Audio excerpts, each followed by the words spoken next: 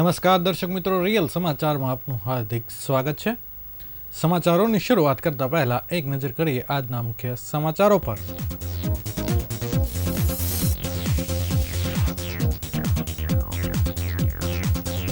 સુરતના ચોક બજાર વિસ્તારમાં પારિવારિક ઝઘડામાં સસરાએ કરી જમાઈની હત્યા।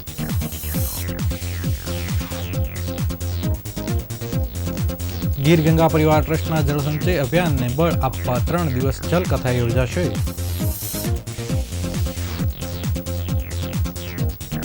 સરથાણામાં ફિઝિયોથેરાપિસ્ટ યુવતીએ 9મા માળેથી લગાવી છલાંગ।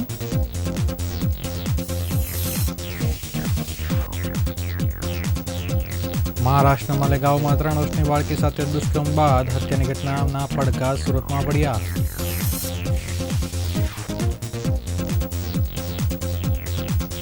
વેબ સિરીઝમાં કામ અપાવવાના બહાને સુરતના વેપારી સાથે છેતરપિંડી કરનાર પકડાયા।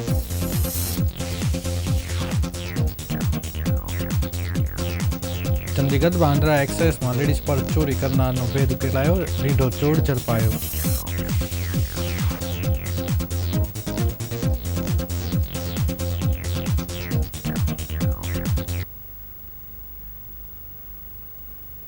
સમાચાર વિગતવાર જોઈએ। સુરત શહેરના ચોક બજાર વિસ્તારમાં આવેલા ભરીમાતા રોડ નહેરુનગર ઝુંપડપટ્ટી ખાતે એક સસરાએ પોતાના જમાઈની હત્યા કરી નાખતા વિસ્તારમાં ચકચાર મચી જવા પામી છે। પુત્રી સાથે અવારનવાર ઝઘડો કરવાના મામલે ગુસ્સે ભરાયેલ સસરાએ તીક્ષ્ણ હથિયાર વડે હુમલો કરી જમાઈનું મોત નિપજાવ્યું હતું। ઘટનાને પગલે આરોપી સસરાની ધરપકડ કરાઈ છે। બનાવની વિગત એ મુજબ છે કે 21/11/2025ના રોજ સાંજના 7 વાગ્યા અરસામાં ભરીમાતા રોડ ફૂલવાડી નહેરુનગર ઝુંપડપટ્ટીમાં મદીના મસ્જિદની સામેની ગલીમાં આ ખૂની ખેલ ખેલાયો હતો। હત્યાનો ભોગ બનનાર સલમાન રસીદ અહેમદ શાહ હતો, જ્યારે હત્યાનો આરોપ તેના સસરા નજીઉલ્લા મુક્તિ શાહ હતા। પોલીસ પાસેથી મળતી માહિતી અને એસીપી RR આહીના નિવેદન અનુસાર સસરા નજીઉલ્લા શાહ જમાઈ સલમાન શાહ વચ્ચે લાંબા સમયથી પારિવારિક વિવાદ ચાલતો હતો। સલમાન તેની પત્ની નજીઉલ્લાની પુત્રી સાથે વારંવાર ઝઘડો કરતો હતો। આ ઝઘડાનું મુખ્ય કારણ કૌટુંબિક અને નાણાકીય હતું।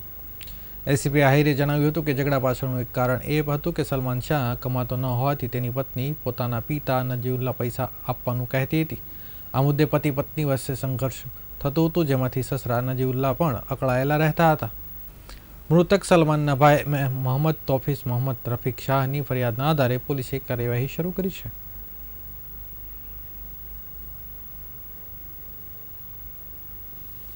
સૌરાષ્ટ્ર અને ગુજરાતના કાયાપલટ માટે જળસંચયના ક્ષેત્રમાં ગીર ગંગા પરિવાર ટ્રસ્ટ દ્વારા કરવામાં આવેલી અથાગ મહેનતના પરિણામે જળક્રાંતિનો આરંભ થવા જઈ રહ્યો છે। આ કાર્યને વધુ ગતિ આપવા માટે વિશ્વ પ્રસિદ્ધ હિન્દી કવિ, તત્વચિંતક અને કથાકાર ડૉક્ટર કુમાર વિશ્વાસ દ્વારા ડિસેમ્બર મહિનામાં રાજકોટ ખાતે 3 દિવસ સુધી જલકથા યોજાશે। ગીર ગંગા પરિવાર દ્વારા એક સર્વે મુજબ પાણીની અછતના કારણે મોટાભાગના ગામડાઓ ખાલી થઈ રહ્યા છે।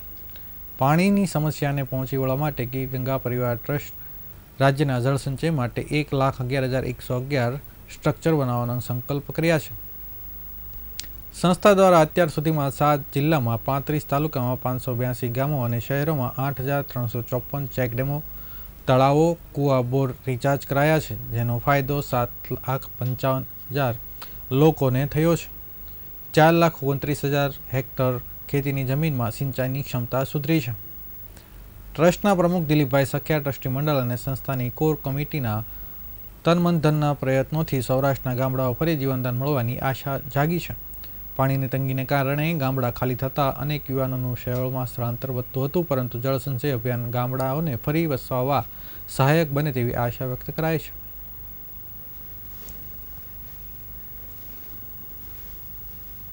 ભાઈ સખિયા ગીર ગંગા પરિવાર ટ્રસ્ટ જળ જ જીવન છે। પાણી વિના તો ચાલી ન શકે અને એ પાણીનું ખૂબ મહત્વ છે। સમગ્ર જીવસૃષ્ટિના કલ્યાણનું કોઈ મહત્વનું કાર્ય હોય ને તો એ પાણી છે। આપણા દેશના વડાપ્રધાન માનનીય નરેન્દ્ર મોદી સાહેબ એક સૂત્ર આપ્યું છે, જલ સંચય જન ભાગીદારી।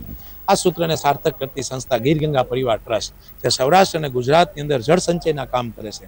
અત્યાર લગીમાં નાના મોટા ઘણા બધા ચેકડેમો ઊંડા ઊંચા રિપેરિંગ અને નવા કરેલા છે। અત્યાર લગીમાં 8,150 જેવા સ્ટ્રક્ચરો તૈયાર કર્યા છે।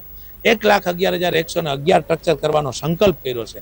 આ સંકલ્પને ગતિ મળે એના માટે આવતા ડિસેમ્બર મહિનાની 15, 16, 17 તારીખના રોજ રાજકોટ રેસકોર્સ મેદાનની અંદર ડોક્ટર આપણા દેશના જાણીતા કવિ એવા ડોક્ટર કુમાર વિશ્વાસની પહેલી વખત વિશ્વની અંદર એક વૈશ્વિક કથા જલકથાનું આયોજન ગીર ગંગા પરિવારે કર્યું છે. તો આ કથાની અંદર વધારેમાં વધારે લોકો જોડાય, કારણ કે સૌરાષ્ટ્રની અંદર આ કથા થાય અને સૌરાષ્ટ્રનું કોઈ મોટામાં મોટું હબ હોય તો એ સુરત છે. સૌરાષ્ટ્રનું એક પણ એવું ગામ નથી કે એનો લોકો સુરતમાં નથી રહેતા. તો સુરતમાં આ મેસેજ જાય અને સુરતના લોકો પણ આ કથામાં જોડાય, એના માટે આજે સુરતની અંદર આ કથાનું કાર્યક્રમનું આયોજન કર્યું હતું. અને આ કાર્યક્રમમાં સુરતના મથુરભાઈ સવાણી, કાનજીભાઈ બાલારા જેવા ઘણા બધા નામી ઉદ્યોગપતિઓ અને સમાજ સેવકના માણસો પણ જોડાયેલા હતા. સુરતના સરથાણા વિસ્તારમાં શુક્રવારે સાંજે એક હચમચાવી દેનારી ઘટના બની હતી. સરથાણા જકાતનાકા પાસે આવેલે અતિથિ કોમર્શિયલ કોમ્પ્લેક્સના 9મા માળેથી એક ફિઝિયોથેરાપિસ્ટ યુવતીએ નીચે કૂદીને પોતાનું જીવન ટૂંકાવી લીધું હતું. કેફેમાં બેઠેલી યુવતી અચાનક ખુરશી પરથી ઊભી થઈ નીચે કૂદી પડતા અરેરાટી વ્યાપી ગઈ હતી. પોલીસ સૂત્રો પાસેથી મળતી માહિતી મુજબ સરથાણા વાલક પાટિયા વિસ્તારમાં રહેતી 27 વર્ષીય રાધિકા કોટડિયા નામની યુવતી ફિઝિયોથેરાપિસ્ટ હતી અને પોતાનું પ્રાઇવેટ ક્લિનિક ચલાવી રહી હતી. શુક્રવારે સાંજે રાધિકા સરથાણા જકાતનાકા ખાતે આવેલા અતિથિ કોમ્પ્લેક્સમાં ગઈ હતી. ત્યાં 9મા માળે આવેલ ચાય પાર્ટનર નામના કેફે માટે બેઠી હતી. થોડા સમય બાદ તે અચાનક પોતાની ખુરશી પરથી ઊભી થઈ હતી અને કંઈક વિચારે તે પહેલાં સીધી નીચે છલાંગ લગાવી દીધી હતી. 9મા માળેથી પટકાતા રાધિકાના શરીરે ગંભીર ઇજાઓ પહોંચી હતી અને ઘટનાને પગલે લોકોના ટોળા એકઠા થઈ ગયા હતા. જોકે તાત્કાલિક 108 એમ્બ્યુલન્સને જાણ કરવામાં આવી હતી. જોકે 108ની ટીમે તપાસ બાદ યુવતીને મૃત જાહેર કરી હતી. આ ઘટનાની જાણ થતાં સરથાણા પોલીસ અને મૃતકના પરિવારો ઘટના સ્થળે દોડી આવ્યા હતા અને પ્રાથમિક તપાસમાં જાણવા મળ્યું છે કે રાધિકાના થોડા સમય પહેલાં જ સગાઈ થઈ હતી. એકાએક આ પગલું ભરવા પાછળનું ચોક્કસ કારણ હજુ અકબંધ છે. પોલીસે રાધિકાનો મોબાઈલ ફોન જપ્ત કર્યો છે અને પરિવારજનોના નિવેદનો નોંધી આગળની તપાસ હાથ ધરી છે.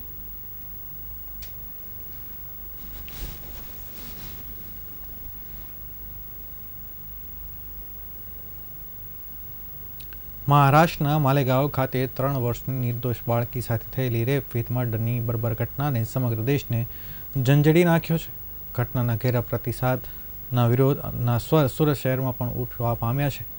ઘટના સામે સુરત કિન્નર સમાજ ભારે રોષ ફાટી નીકળ્યો છે અને નિકી ચેરિટેબલ ટ્રસ્ટ દ્વારા ચોક બજાર સ્થિત ગાંધી પ્રતિમા પાસે શ્રદ્ધાંજલિ કાર્યક્રમ યોજવામાં આવ્યો હતો, જેમાં મોતને ભેટેલી નિર્દોષ બાળકી માટે મૌન પાળીને શ્રદ્ધાંજલિ અપાઈ હતી.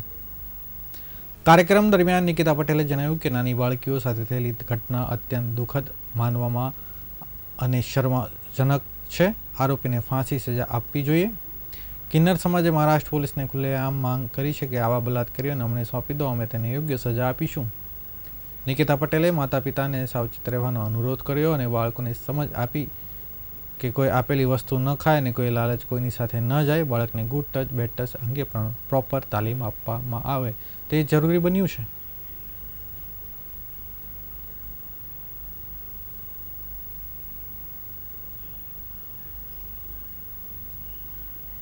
महाराष्ट्र में जो बच्ची का बलात्कार हुआ है ना, तो ऐसे तो बलात्कार बहुत कुछ हुए. दुनिया बोलती है बेटी बचाओ बेटी पढ़ाओ, है ना, अपन बेटी तो लूटती ही जा रही है. इस चीज का सुरक्षित नहीं है. इस चीज का कभी कोई न्याय नहीं आया, क्योंकि ये पहली बार नहीं है. सबको पता है ये बहुत बार हो चुका है ना. तो कब तक चलेगा? किसी की बेटियां सुरक्षित नहीं है अपने घर में, है ना. तो इसलिए मेरी सरकार से यही अपील है, अगर आपसे नहीं हो रहा है तो हम किन्नरों को सौंप दो. हम उसे एक ही बार ऐसी सजा देंगे कि वो भी जिंदगी याद करेगा और दोबारा ऐसी घटना कोई नहीं घटे. વેબ સિરીઝ અને ટીવી સિરિયલમાં કામ અપાવવાના નામે સુરતના એક વેપારી પાસે 1,71,00,000ની જંગી રકમની ઠગાઈ કરવાના કેસમાં અલથાણ પોલીસને મોટી સફળતા મેળવી છે.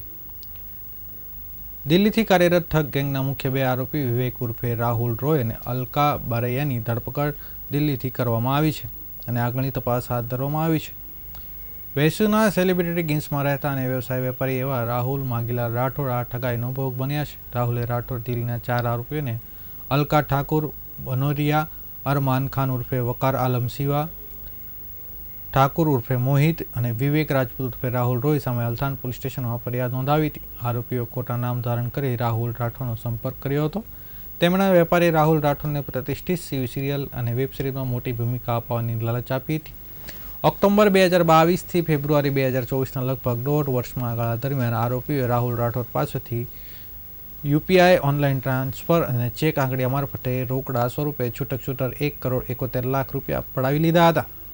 આટલી મોટી રકમ પડાવ્યા બાદ પણ આરોપીએ રાહુલ રાઠોડને કોઈ સિરિયલ કે વેબ સિરીઝમાં કામ અપાવ્યું નહોતું, પરંતુ પોતાની ઓફિસનું સરનામું પણ બદલી નાખી તેમની સાથે વિશ્વાસઘાત કર્યો હતો. આ મામલે ઓગસ્ટ મહિનામાં અલથાણ પોલીસ સ્ટેશનમાં ઠગાઈનો ગુનો નોંધવામાં આવ્યો હતો.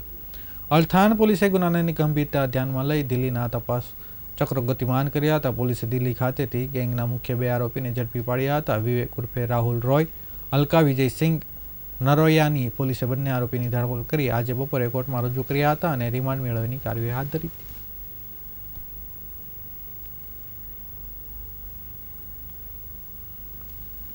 પશ્ચિમ રેલવેની ચંદીગઢ બાંદ્રા એક્સપ્રેસ ટ્રેનમાં લેડીઝ પર્સની ચોરીની ઘટનામાં સંકળાયેલ રીઢા ચોરને લોકલ ક્રાઇમ બ્રાન્ચ પશ્ચિમ રેલવે વડોદરા અને સુરત જીઆરપી ટીમે સંયુક્ત કામગીરી દ્વારા ઝડપી પડાયો છે. પોલીસે આરોપીની ધરપકડ દરમિયાન 4,04,925નો મુદ્દામાલ જપ્ત કર્યો છે, જેમાં રોકડ રકમ સાથે સોના ચાંદીના દાગીનાનો પણ સમાવેશ થાય છે. ગુનાની ઘટનાની જાણ થતાં રેલવે એસીબી અને જીઆરપીની ટીમે મળીને ટેકનિકલ માનવીય સૂત્રોના આધારે તપાસ શરૂ કરી હતી. તપાસ દરમિયાન આરોપીનો પત્તો લાગતા સુરત નજીકની તેને ઝડપી લેવામાં સફળતા મેળવી હતી. આરોપી રેલવે મુસાફરોને નિશાન બનાવી ટ્રેનમાં ભીડનો લાભ લઈ મહિલાઓના પર્સ અને બેગમાંથી કિંમતી વસ્તુઓ ચોરી કરવાની ઘટના અગાઉ પણ અંજામ આપ્યો હોવાનું પ્રાથમિક તપાસમાં સામે આવ્યું છે. પોલીસ હાલમાં આરોપી પાસેથી વધુ ગુનાઓનો ભેદ ઉકેલવા માટે પૂછપરછ ચાલુ રહી છે.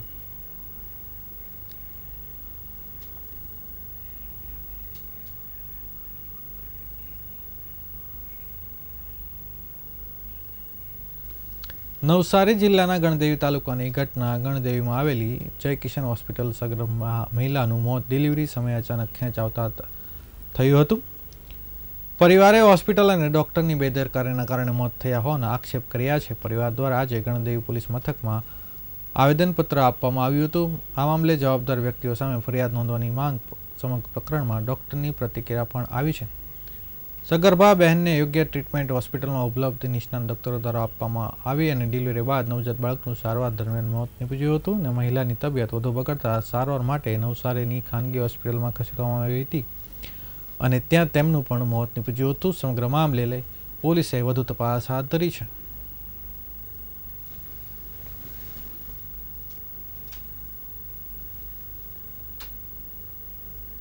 સમાચાર પૂર્ણ કરતા પહેલા ફરી એક નજર કરીએ મુખ્ય સમાચારો પર.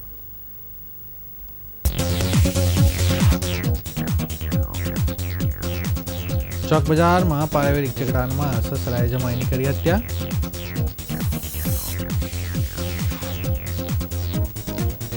ગીર ગંગા પરિવાર ટ્રસ્ટના જળ સંચય અભિયાનને બળ આપવા 3 દિવસ ચલકથા યોજાશે.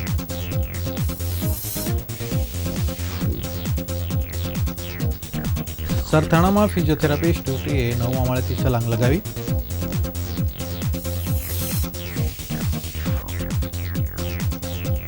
મહારાષ્ટ્રમાં 3 વર્ષની બાળકી સાથે દુષ્કર્મના પ્રત્યાઘાત. સુરતમાં પડ્યા.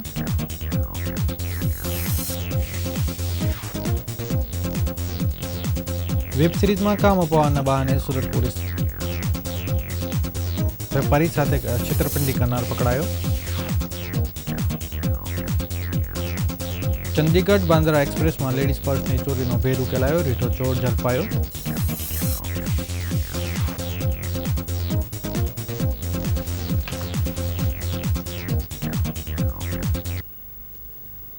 આ હતા અત્યાર સુધીના રિયલ સમાચાર. નવા સમાચારો સાથે ફરીથી મળીશું. ત્યાં સુધી રજા આપશો. નમસ્કાર.